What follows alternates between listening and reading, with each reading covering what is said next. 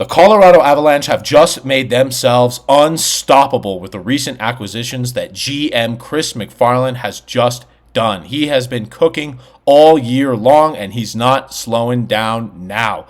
He has primed this group for yet another deep Stanley Cup run, and it is going to be war in the first round, which is likely going to be against the Dallas Stars. What is up, everyone? I hope it is a gorgeous Tuesday afternoon for all of you. We are the number one source for all of your Avs news. So, before we get into these amazing trades, don't forget to subscribe and comment down below what you think about the recent acquisitions. So, guys, without further ado, let's smash right into these trades. If you had asked a single person coming into the trade deadline, what is the Avs' biggest weakness? They would probably say something along the lines of, depth.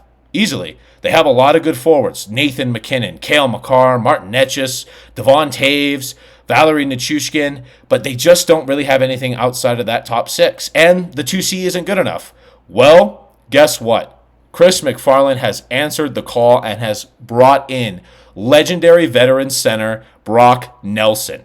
He is an absolutely perfect acquisition, has an insane shot, absolute dog defensively, and just has that insane compete level with him. He has been terrorizing the Eastern Conference in those deep Islanders 2010s runs, and now the entire Eastern Conference should be thanking the Avalanche for finally getting him out of the Eastern Conference.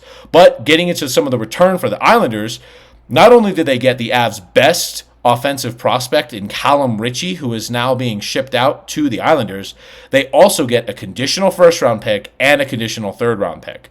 That conditional third-round pick only happens if the Avs win the Stanley Cup. So, Islanders fans, you should be rooting for the Avs, because if you do and they win, you get a free third-round pick from it. Well, not free. You had to give up Brock Nelson, but hey, he was old anyway, so why would you want him? Give him to a team where he can actually win.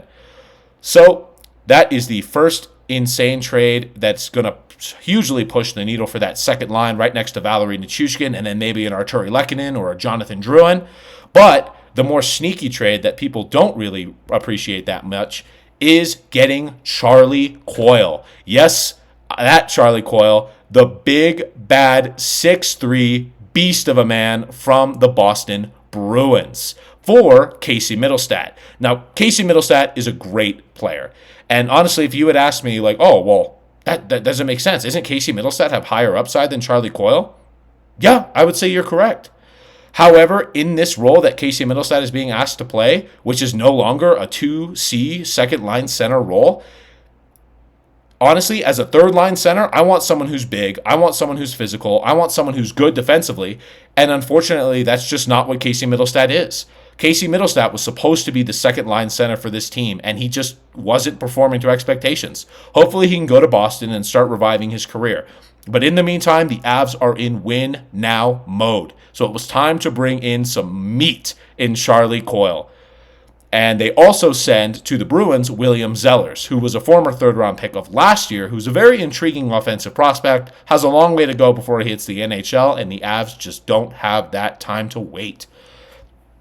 But getting into the absolutely insane, new and improved center depth that the Avs have acquired, it is the best in the NHL. Hands down. There is no better center depth, 1 through 4, in the entire league than there is on the Colorado Avalanche. Just take a look at that. Not only do you have Nathan MacKinnon, who has been the best player in the league in the last 2 years. I'm not saying he's the best player in the league, but he's been outperforming McDavid for the last 2 years. I still think McDavid is the best player, but honestly, for the last 2 seasons, that has not been the case. Now, this season, you can try and say something like, Leon Draisaitl. Leon Draisaitl plays next to Connor McDavid. I don't want to hear those arguments. Come on now. Nathan MacKinnon is the dog. At this current moment, it is his pedestal to lose. Right behind Nathan MacKinnon is Brock Nelson, who was playing first-line center on the Islanders. Now going to a role where he doesn't have to be the guy, just a guy, is so much more relaxing for him. Playing right next to Valeri Nichushkin, and in that game against Toronto, Brock Nelson and Charlie Coyle's first game as an Av, Brock Nelson and Val Nichushkin looked like they had played with each other for years. They looked like lifelong teammates, the way they were clicking off of each other. It was perfect, a match made in heaven. You've also got a cerebral player with a good shot, Jonathan Drouin, right next to him. And if Jared Bednar wants to switch around the lines, which he does all the time, he's most likely going to put Arturi Lehkonen down there for a stretch of times. He might even put Marty Netschis down there next to Brock Nelson just to see what that combo looks like. The possibilities are endless, and this top six is so versatile.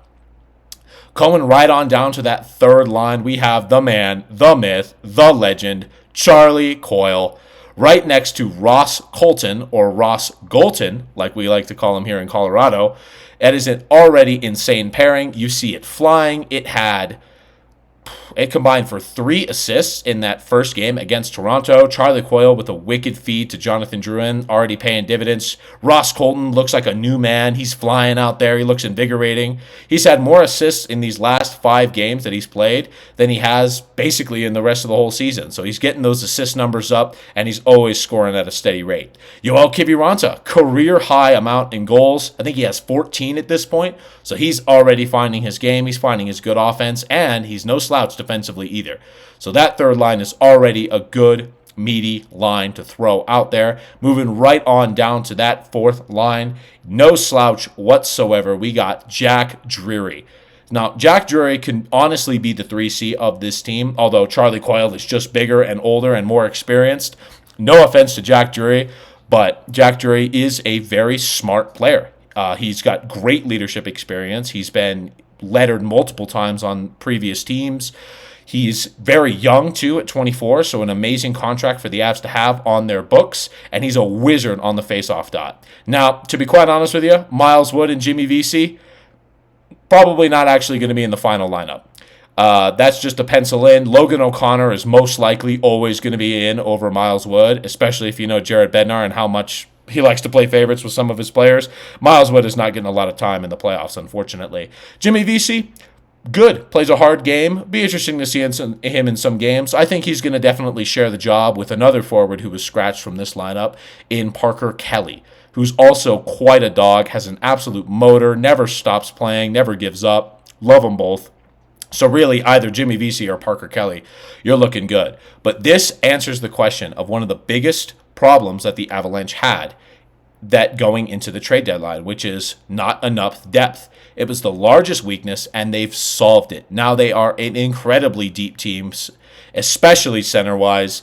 It is going to be a war in Dallas in round 1. Mark my words about that. But let's get into the nitty-gritty about some of the new acquisitions. So, Brock Nelson, the man himself. Now, he took a lot of flack for this photo because he's got some gray in his hair, but I am pleased to announce that when he got to Colorado, he did this amazing Turkish fade that he made that he got rid of the gray, and he looks quite great. So never dunk on the Silver Fox ever again. He is a absolute stud, but he's 33 years of age, 6'4", big boy. I don't know if any of you saw, but in the last game against the Chicago Blackhawks, the 19-year-old defenseman Artem Leshinov, playing his first NHL game, tried to take a run at Brock Nelson, and Brock Nelson just knocked him down and stared him down. It was hilarious. Never try to run into the Brock wall. Now, in just 62 games, he has 44 points, 58-point pace. Not bad, but honestly, he is capable of so much more. He's been playing on a pretty bad Islanders team. No offense to any of you Isles fans out there, but he has been on he has hit 30 goals in each of his last 3 seasons. This season is the only one in a while for him where he's not on pace to hit 30, and he's going to go from being with kind of nobodies on the Islanders lines to being with Val Nichushkin stapled right next to him. So he is going to pay dividends. He is going to feed families. Brock Nelson is. We love him here. Getting into the second guy, we have Charlie Coyle. Also 33 years of age and 6'3". He is a big, meaty boy. He's had 60 points in a very recent season as of late. This season having a bit of a down year, like every other Bruins player. So unfortunately, the big bad Bruins are no more. But Charlie Coyle can continue his big hitting ways here in Colorado, and you are already seeing him all over the ice, harassing people, knocking them down. It is great to see, and both him and Brock Nelson are absolute studs in the faceoff dot. They are going to feed families for the faceoffs. It is great to see. Now, Chris McFarland, in my opinion, deserves GM of the Year award. There is no doubt about it. Bringing in Mackenzie Blackwood, bringing in Brock Nelson, Charlie Coyle, Ryan Lindgren, just so many trades over the course of this year that honestly he needs to be rewarded. And like he said himself, there's an expectations from the players. They're in their prime years. Makar, McKinnon, they deserve to have all in for these years, because what are you going to wait 2 years just for prospects to get here and waste the prime years of your stars? No, you're going to go all in now and bring some studs to play next to them. Fully support what GM Chris McFarland is doing. I absolutely love it. And honestly, I think you guys will too. But let me know what you think. Comment down below and don't forget to subscribe. Thank you for watching.